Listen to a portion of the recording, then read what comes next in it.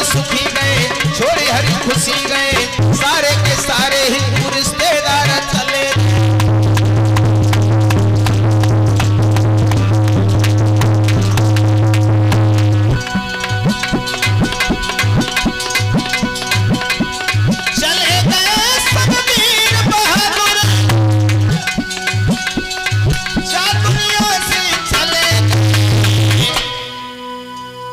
लेकिन जाने कहाँ चले गए, लेकिन जाने कहाँ चले गए।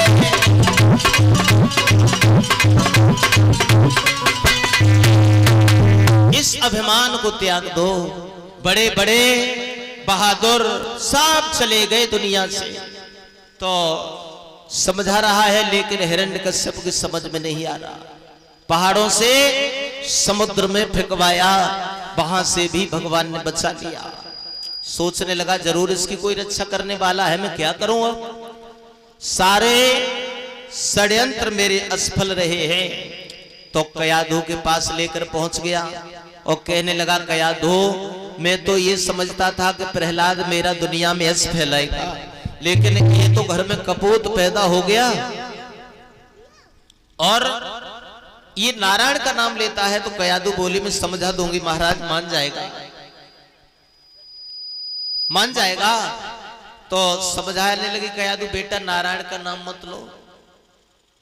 प्रहलाद बोले, मैया वो नारायण कभी किसी का शत्रु नहीं हो सकता। तो कयाधु बोली, बेटा मेरी मौत आ गई तो मैं क्या कर सकती हूं। एक दर्पण हाथ में लिया, सूर्य की तरफ किया और उस शीशा पर जब सूर्य का प्रतिबिंब पड़ा तो शीशा में सूर्य दिखाई देने लगा। प्रहलाद बोले, मैया देख आंगन में सूर्य निकल आया।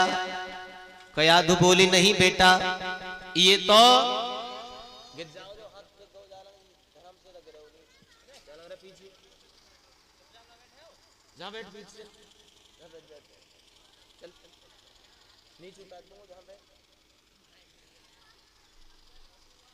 भक्तों, तो कयाधु कहने लगी, बेटा ये तो नकली सूर्य है, असली सूर्य वो है, उसका प्रतिबिंब इस पर पड़ रहा है तब ये चमक रहा है। प्रहलाद ने शीशा लिया और धड़ाम से जमीन पर पटक दिया। मां, जिस तरह से ये असली सूर्य नहीं हो सकता, वैसे ही मेरा पिता भी असली नहीं हो सकता। अरे उस नारायण का प्रतिबिंब मेरे पिता पर पड़ रहा है तभी तो ये चमक रहा है। बोली, अब तेरी मौत आ गई। प्रहलाद बोले, मैया मुझे कुछ नहीं होगा। तो सोच रही है मैं मर जाऊंगा, नहीं मरूंगा, मेरे नारायण में वो ताकत है, मुझे कोई नहीं मार सकता।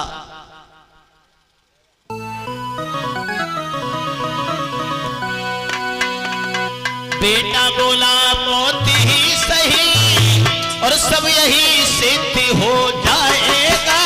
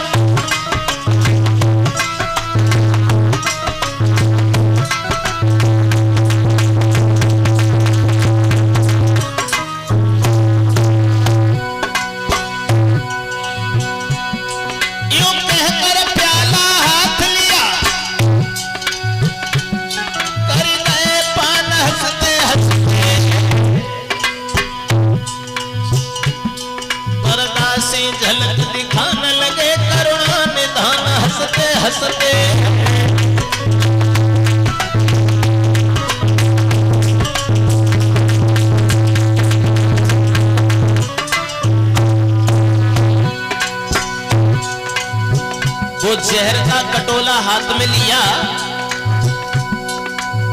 और भगवान को याद किया, ये तो हलाहल विष है, मर जाऊंगा, प्रभु मेरी रक्षा करो। उस कटोरा में भगवान की झलक दिखाई दे गई। प्रहलाद ने कटोरा लिया, मुंह से लगा लिया, यूं कहकर प्याला हाथ लिया, यूं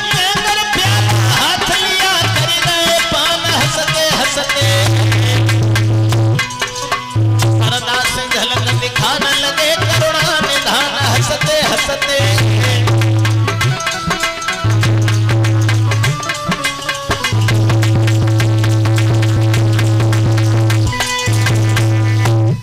कटोरा में भगवान की झलक दिखाई दे गई, पी गए। कयाधु सोच रही है अभी तो मरा नहीं, थोड़ी देर में मर जाएगा। तो कहने लगे मैया मुझे कुछ होने वाला नहीं है, मैं मरूंगा नहीं।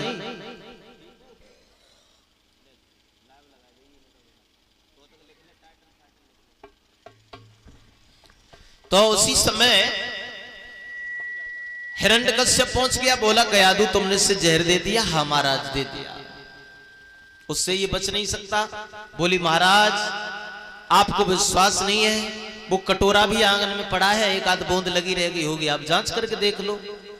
अपने नौकर को जब पिलाया तो उसमें एक आध बूंद लगी रह गई थी, और जैसे ही नौकर ने पिया तुरंत ही उसका प्राणांत हो गया। समझ गया जरूर इसकी कोई रक्षा करने वाला है। तो इसकी एक बहन थी सिंघिका, उस सिंघिका के पास लेकर के पहुंचा। बोला बहन अरे ये तो मेरे घर में कपूत पैदा हो गया, तो नारायण का नाम लेता है, हमारी बात नहीं मानता। कहने लगी सिंघिका भैया मैं समझा दूंगी तो मान जाएगा। तो बोले प्रहलाद बुआ तुम्हें जो करना है वो तुम भी कर लो। सिंघिका बोली मेरे पास में एक शीतला चीर है जो मैंने देवी से प्राप्त किया है, उससे लेकर के अग्नि में बैठ जाऊंगी, इसे जला दूंगी। तो उसने एक चिता बनवाई और प्रहलाद की आंखों में आंसू भरे हुए हैं। प्रहलाद की आंखों में आंसू भरे हुए हैं।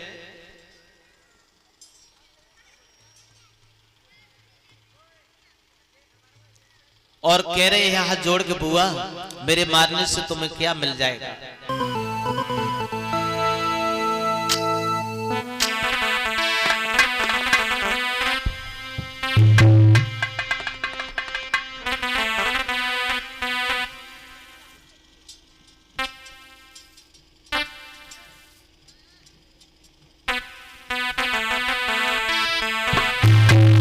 मेरे मारन से ओ बुआ तेरी शीतल छाती हो तो बुआ मेरी सिंघिका तुम्हार दीजिए तो मेरे मारने से तुम्हें क्या मिल जाएगा? और उसी समय उसने आग लगवाई हो, चिता में बैठ गई लेकर के शीतला चीर ओढ़ के। प्रहलाद ने भगवान को याद किया प्रभु अब मेरी रक्षा करो, मैं जल जाऊंगा, मर जाऊंगा। हवा चल रही है, हवा से आग की लपट तेज हुई और बाई लपट से वो शीतला चीर उड़ के प्रहलाद के सिर पे जा गिरा। सिंघिका जलने लगी, छटपटाने लगी, भागना चाहती है। प्रहलाद ने कलाई पकड़ ली और कहने लगे प्रहलाद बुआ जलाए जाओ हम। प्रहलाद कह रहे हो ओरी बुआ आज हो तो क्यों शर्मिंदा है, और नकली भूपा मर गो है और सच्चा भूपा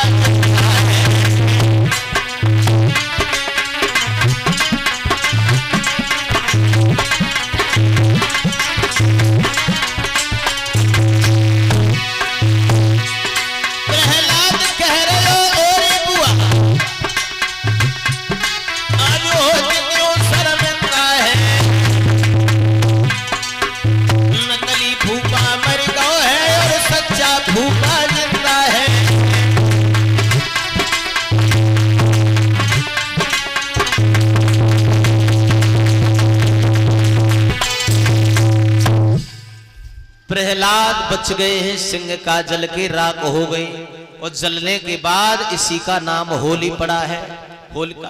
तब से होली का त्योहार मनाते हैं।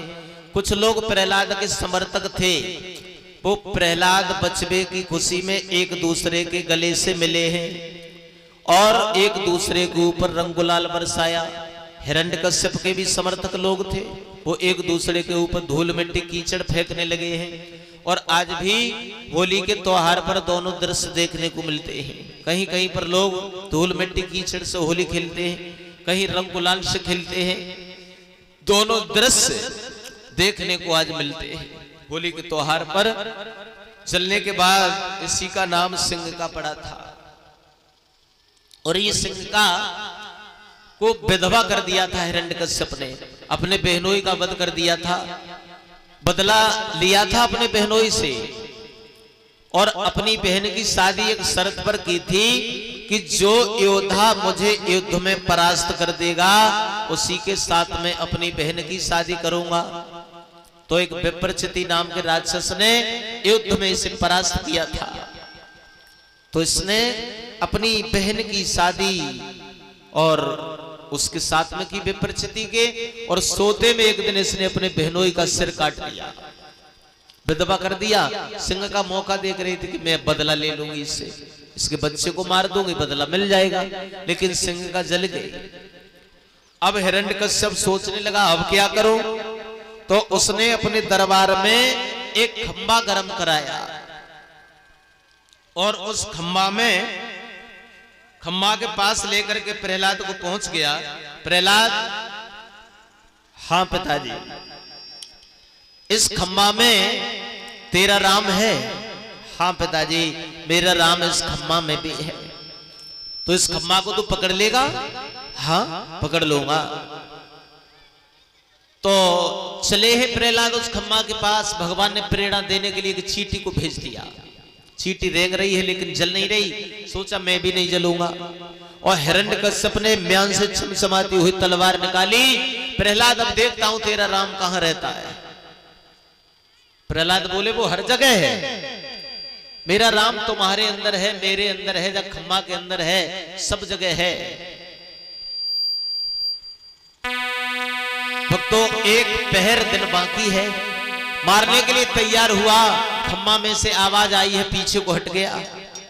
और दूसरी बार जैसे ही मारने के लिए तैयार हुआ, खम्मा में से आवाज आई और पीछे फिर हट गया। तीसरी बार जैसे ही तलवार ऊपर को की है, सोई खम्मा फट गया और भगवान नरसिंह प्रकट हो गए हैं। बोलो नरसिंह भगवान की। खम्मा फट गया, एक पहर दिन बाकी चमक रहा है और उसे ये वरदान मिला हुआ है कि न दिन में मरूं न रात में मरूं, दिन है तब तक मार नहीं सकते, ब्रह्मा जी का वरदान झूठा हो जाएगा। और जैसे ही शाम को सूर्य अस्त हुए, सोई भगवान ने अपनी मुट्ठी में दबा लिया कसके, तलवार हाथ से छूट के स्वतः ही गिर पड़े। बोला तुम मुझे मार नहीं सकते हो। और भगवान देहरी पर लेकर के खड़े हैं, जंघों पर लटका लिया, आधा शरीर दरवाजे से बाहर कर दिया और आधा भीतर कर दिया। हिरण्यकश्यप बोला आप मुझे मार नहीं सकते हो। क्यों नहीं मार सकते? इसलिए नहीं मार सकते, मैंने ब्रह्मा जी से वरदान प्राप्त किए हैं। भगवान नरसिंह बोले तुम पहले अपने वरदान बताओ, कौन कौन से वरदान है? ब्रह्मा के वरदानों की भी रक्षा करनी है। तो कहने लगा ये वरदान मांगा है कि न ऊपर मरो न नीचे मरो। तो भगवान नरसिंह कहने लगे न ऊपर है न नीचे है, बीच में ही तो लटकाया। मैंने ये वरदान मांगा है कि न भीतर मरो न बाहर मरो। तो भगवान बोले न भीतर है न बाहर है, डेहरी पर है। ये वरदान मांगा है कि न दिन में मरो न रात में मरो। भगवान बोले न दिन है न रात है, संध्या का समय है। फिर भी नहीं मार सकते। मैंने ब्रह्मा जी से ये वरदान मांगा है, 84 लाख योनियां दुनिया में बनाई है, उन 84 लाख योनियों का कोई जीव हमें मार नहीं पाए। तो बोले हमारे देखो ब्रह्मा ने मुझे नहीं बनाया है, मैंने ब्रह्मा को बनाया है। और ब्रह्मा की सृष्टि में तुमने कोई ऐसा जीव देखा है आज तक? बोला नहीं देखा। बोला फिर भी नहीं मार सकते।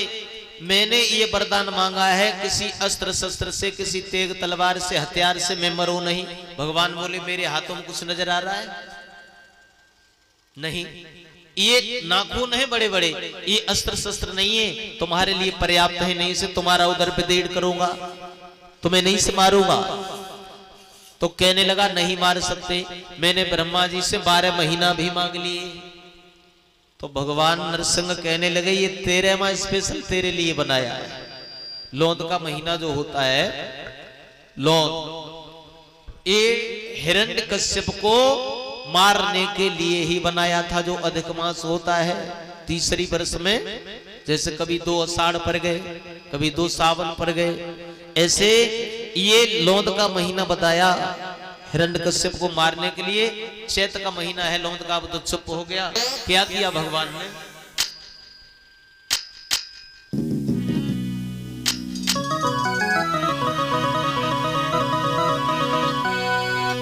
अरे चैन धरो नरसिंह,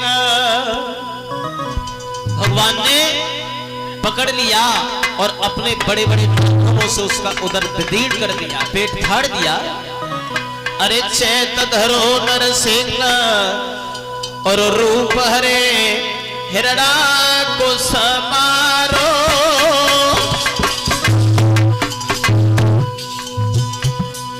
है गयो शाम को भक्त गहरी पे बैठी उदर फारो है।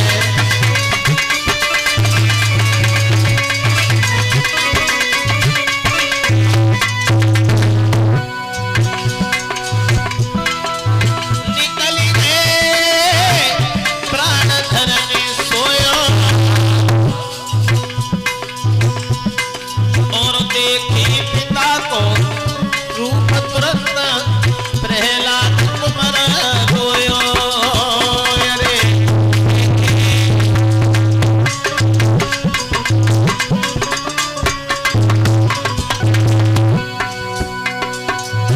भक्त को प्रभु ने पुचकारो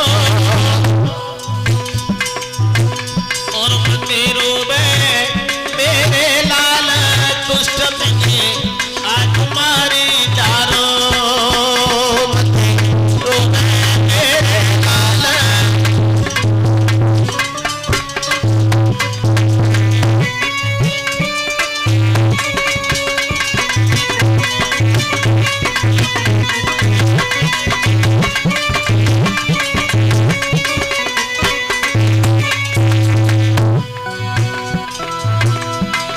सवर मेरे दिल को नहीं आवे, शाय कितनो है बैर बखत सुधे अपने गिरे आवे। भैया कितना है बैर बखत सुधे,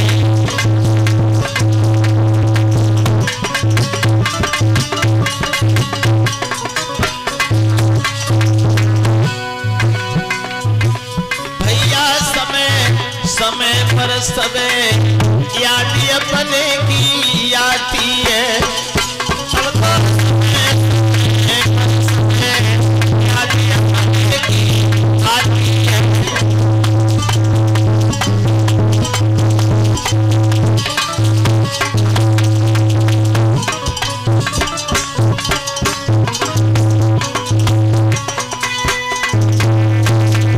हिरण्यकश्यप का वध कर दिया, लाश बीच आंगन में फेंक दी। भगवान बड़े क्रोध में हैं, देवता देख रहे हैं भगवान के कोप को कैसे शांत किया जाए है?